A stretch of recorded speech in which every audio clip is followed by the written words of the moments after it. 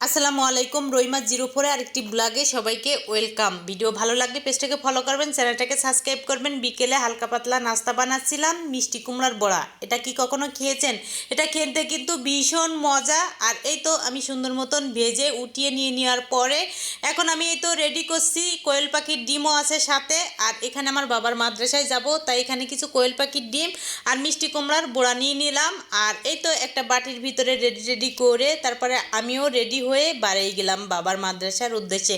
আর আকাশটা আজকে সুন্দর, দেখেন এত সুন্দর লাগতেছিল, তা বলার মতন না। আর এই তো আমি গুটি গুটি পায়ে হেঁটে চলে আসলাম তার মাদ্রাসায়, কিন্তু তাকে আমি পাচ্ছিলাম না। তারপরে এক সাইডে দেখি যে স্কুলের সামনে সে ফুটবল খেলতেছিল, আমাকে দেখছে, তারপরেও দেখেন খেলার কি পরিমাণ নেশা, সে কিন্তু আমার কাছে আসতেছিল না। তাই আমি কিছুক্ষণ অপেক্ষা করার পরে এই যে খাবারটা নিয়ে খায় নাই, ওখানে ঝুলাই রাখি আবার গিয়েছে খেলাধুলা করার জন্য।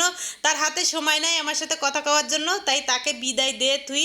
যাই হোক, মামনিটার খুবই মন খারাপ, তাই ভাবলাম জাকারিয়াকে একটু খুঁজি দেখি পাওয়া যায় কিনা। সবসময় তো আপনারা ভিতর থেকে ভিডিও দেখেন, আজকের এই যে দেখেন জানলার এপাশে এসে আপনাদেরকে ভিডিও করে দেখাচ্ছি। আর আমার মামনি বসে বসে এই যে ঘরে টিভি দেখতেছে। যাই হোক, অনেক খোঁজাখুঁজি করলাম, পাইলাম না। আর রাতে হঠাৎ করে বিকট শব্দ, এই যে রাইস কুকার ফালাই ভাঙি ফেলাইছে সিম্বা। কি করার করার কিছুই নাই। আর রাত বাজে প্রায় 1টার মতন, মামুনি পড়াশোনা করতেছে, তাই ভাবলাম তার জন্য কিছু হালকা পাতলা নাস্তা বানাই দেয়। তাই এখানে এই যে ফ্রেঞ্চ ফ্রাই ভাজি দিচ্ছি, আর সাথে একটা ডিম অমলেট করে দিয়ে দেবো। আর ঘরেও তেমন কিছু ছিল না যে তাকে আরও ভারী নাস্তা দিব, তাই ভাবলাম এটা করে দেই। আর এই তো বানাই দিয়ে একটু সস দিয়ে দিলাম।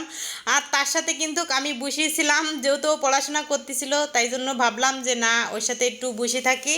আর এই তো বসে বসে খাচ্ছিল, আর মা মেয়ে দুইজনে বসি গল্প করতেছিলাম। আর হঠাৎ করে দেখি যে মেও মেও করে উঠি, এই যে টিকটিকি দেখছে। ঘরের ভিতরে যদি টিকটিকি দেখে কিংবা কোনো রকমের পোকামাকড় যদি দেখে, তাহলে ও পাগল হয়ে যায় ধরার জন্য।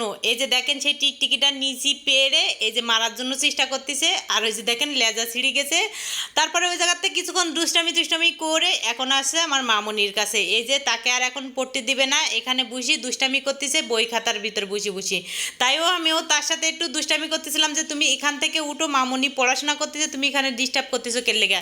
কতক্ষণ বসি টুসি থাকি। এই যে এখন চিন্তা ভাবনা করতেছে যে তার জায়গায় যাই সে ঘুমাবে। এই যে দেখেন কত সুন্দর করে এখন উঠে যাবে। এই যে উঠি এখন এই ড্রেসিং টেবিলের উপরে কিন্তু মূলত ও ঘুমায়, আর কোনো জায়গায় কিন্তু ও তেমন ঘুমায় না। আর এই যে দেখেন সুন্দর করে যাই এখানে এখন শুই থাকবে। আমি বললাম যে এখন আমরাও ঘুমাই যাব, তুমিও ঘুমাই যাও। যাই হোক, এই তো সকালে এখানে পরোটা বানালাম, সাথে ডিম অমলেট, তারপরে দুধ চা খেয়ে নিলাম। আর এরকম নাস্তা হলে তো আমার আর কোনো কথাই থাকে না। আর দুঃখজনক একটা ঘটনা কি জানেন, 10 মিনিটের বেশি বৃষ্টি হচ্ছে, পানির ভিতরে ছাগল বেঁধে রাখছে, এখনো পর্যন্ত ছাগলটা এখান থেকে খুলে নিয়ে জানেন নামগন্ধ নাই। বৃষ্টি শেষ হওয়ার পরে তারপরে ছাগলটা খুলে নিয়ে গেছে। আসলে এরা কেমন মানুষ আমি বুঝতে পারি না। যাই হোক, আজকের মতন বিদায়।